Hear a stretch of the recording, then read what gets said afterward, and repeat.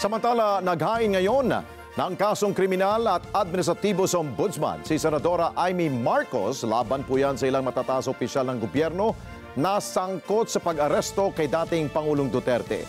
Naging basehan ng reklamo ng Senadora ang Chairperson's Report ng Senate Committee on Foreign Relations na siyang naging bisiga sa ginawang pag-aresto sa dating pinuno.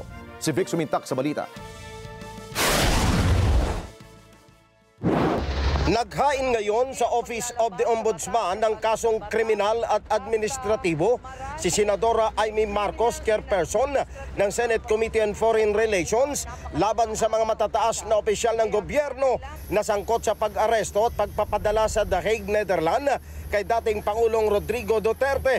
Sinabi ni Senator Marcos na kabilang sa mga sinampahan niya ng kasong graft and corruption, arbitrary detention at grave threat sina DILG Secretary John Vic Remulla, DOJ Secretary Boying Remulla, PNP Chief General Romel Marbel, CIDG Director Major General Nicolas Torre at Special Envoy Marcos Lacanilao.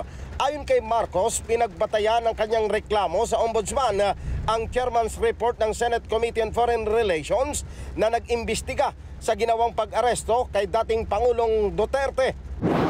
Natuklasan ng komite ang paglalabag sa batas, sa saligang batas, at marahil may criminal and administrative culpabilities ang ibang napakatataas na opisyal. Kaya kinakailangan tuluyang imbestigahan at patawan ng parusa kung kinakailangan itong mga opisyal na ito. Nagpahayag ng tiwalang senadora sa ombudsman na mapapanagot ang mga respondent para mabigyan ng hustisya ang pag-aresto at pagpapadala sa International Criminal Court kay dating Pangulong Duterte. Vic Sumintak para sa Mata ng Agila, matatag, matapang, matapat.